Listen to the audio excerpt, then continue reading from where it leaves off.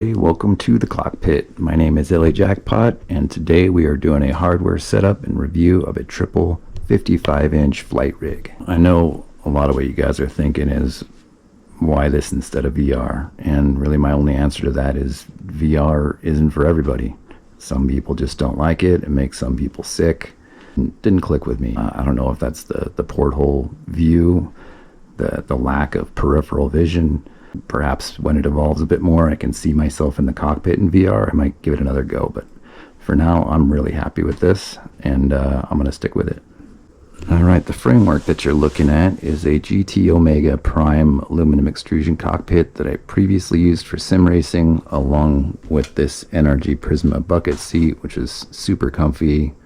I've had a lot of hours in this. It feels great, and it's rock solid. Under the seat, we have a butt kicker mounted right below the seat for haptics, vibrations, landing gear, engine sounds, all those good feels. And I also have one attached to the pedal deck right behind the pedals, and that gives me total sensation from my feet and through my upper body. The control systems for this rig are a Winwing Orion2 Hotas, an extension and a factory extension that I use for helos, a Stream Deck, a 15.6 touch tablet for EFB, other maps and Discord, and then a Verpal Collective for heli flight. And then on the right over here, I have an additional throttle quadrant. It's just some old gear I had laying around, because who couldn't use a few more axes?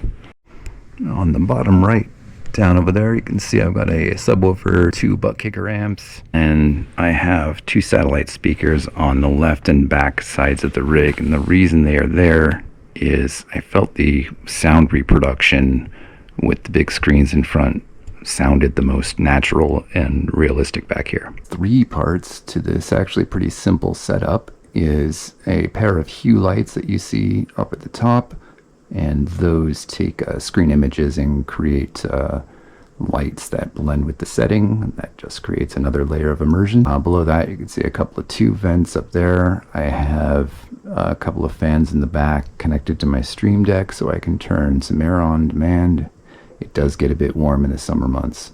Over here is a DIY lever that I created for tail dragger flaps lever in my old rig, and I've repurposed it now, mounted it on the side, and I use it for flaps down here as well as a rotor brake. The only component of this rig I don't have installed is this 55-inch infrared touch bezel, and the reason for that is, number one, it creates a larger gap in between displays, and so it reduces the visual fidelity a little bit, but more importantly, when you're in cockpit mode in certain sims, specifically MSFS, that prevents the image from rolling side to side, but it disables all cockpit interactions on screen. So you can't use your mouse to click on anything, you can't use a touchscreen to touch anything, and it requires you to have keybinds for all the functions, which really sucks and is a big limitation of the software. Now for DCS, X-Plane, and other sims, it does work. So I'm still kind of on the fence of whether I'm going to install this or not. I don't want to not install it just because of Flight Simulator. Hopefully some other games will let me take advantage of that. But I think I'm going to do some testing first. The star of this show and the uniqueness of this cockpit, which is probably what's piqued your interest, is portrait-oriented TVs. And what drove me to developing this was a lack of vertical view for helicopters mostly, but I found that once I had put it on, it really benefited all aircraft, and I didn't have a huge vertical as well as horizontal field of view. Now these TVs particularly are LG OLED TVs, and I'm not going to go into computer specs, but those are all connected to these DisplayPort to HDMI adapters that support up to 8K, and that allows me to achieve 120 Hertz in full chroma RGB. Alright, setup. The key to making this work is positioning of displays relative to your seat and your other gear. And as I pan around the rig, you'll notice there's a lot of aluminum extrusion. That is to make sure that the displays stay where I've seated them, the angle that I've set them, the height that I've set them. They don't tilt, they don't move, and they stay aligned, which is key to maintaining the immersion. Now back behind, you can see I have my pedals mounted well behind the TVs where my feet rest below, and this sets up a realistic perspective when we are seated. Now, when mounting these displays and determining the proper height, it depends on your seating position and the position of your eyes relative to the screens. They should be in the middle of the height. You can see right here is where the power button is on this TV, and I have an equal vertical distance in my field of view from top to bottom. And that goes across all three. All three are perfectly flat. There is no tilt in any direction. Also crucial to maintain a seamless field of view. And if you do plan on setting this, a bubble level is your friend. Now you might also notice as I pan around the rig here, I've got a couple fans mounted on the intakes and the exhausts on the back of these TVs. And why? That is because the natural ventilation, the vents in the top and bottom, are now on the sides, and there's no heat escape at the top. Whether that's necessary or not, I don't know, but I thought I'd be better safe than sorry and maybe push a little airflow through it. Those are just wired up to a small power supply and just 3.5 volt fans, and that seems to keep it pretty cool. Now the last key point to setting up these displays is angle. Some sims support angle and perspective and others don't, and to create something that's the most universal, a 60-degree angle somewhere between 55 and 60 works out for most games where you're only using a combination of zoom and seat position to get the perspective right.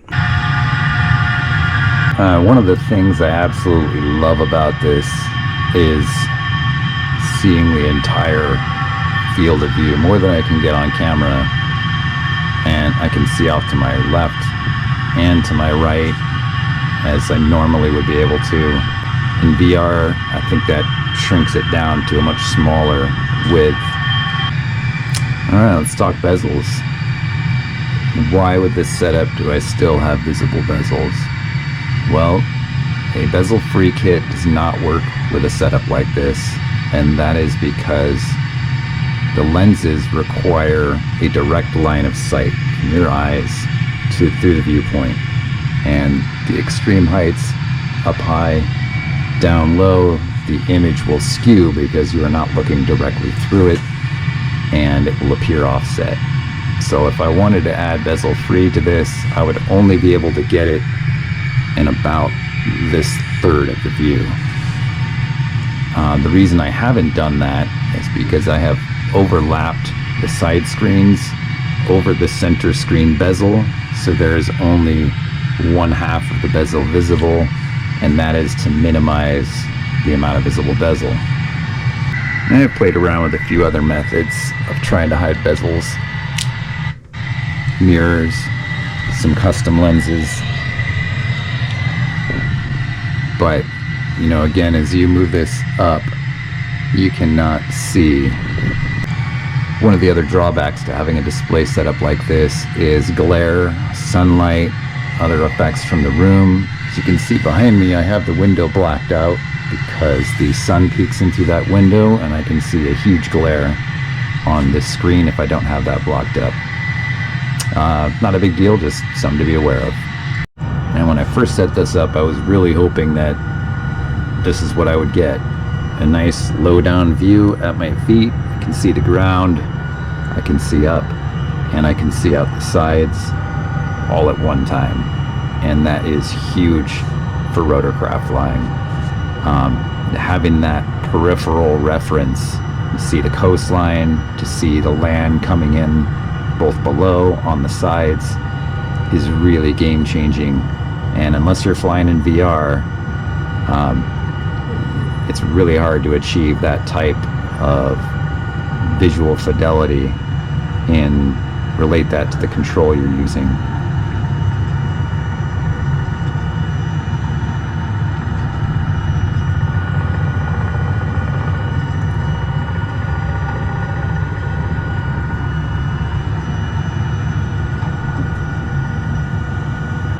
Being able to get down close to the water, skim around trees, know how close you are to things. It is really, really game changing. I struggled badly before setting this up. I had a typical triple screen setup with 3 40-inch ultra wides, and those gave me no lower vision, no upper vision, so when I pitched the heli forward, I could not see out of the top. Whoop.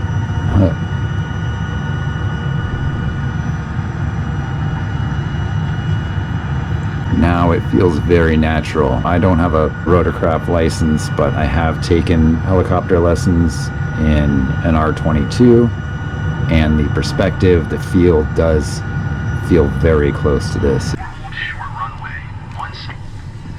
Another benefit to a setup like this is universal ability. You can go from a helicopter to a bush plane to an airliner, and in every instance I feel like I am in that pit.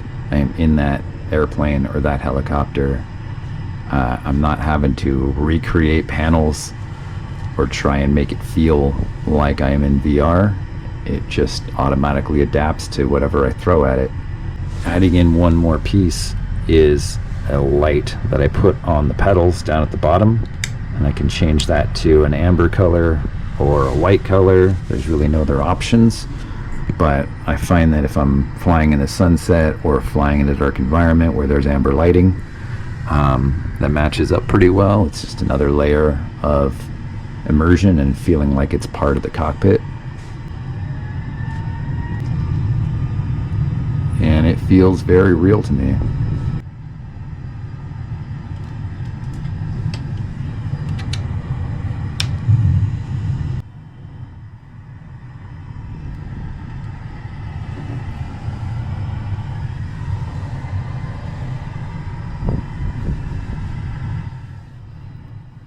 Now, one of the cons of this setup is obviously you have limited area to put physical instruments, physical things. I have enough room for the things that I want, perhaps a radio console here on the side, an MCDU, something like that would be nice. I could fit one right here actually where it would almost naturally go. If you wanted to fit a yoke into this pit, really the only option would be to mount it to the center of the chair, bring it up and have it mounted in front of you or on the floor in front of you. But a traditional setup just wouldn't work because you don't have anywhere to mount in front of you.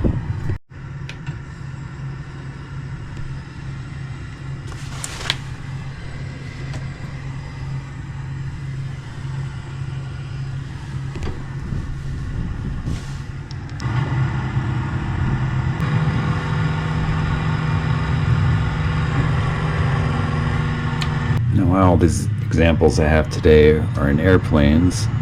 This cockpit does work for other games. You may have seen some of my other videos. I posted a recent one in a battle mech, playing Mech Warrior, and really anything that is cockpit or first person based where you are riding in a vehicle, horse, anything like that. Would probably work pretty well with this. I'm probably going to start a new video series just testing out games to see what works and see what doesn't. So if you're interested in that, stay tuned.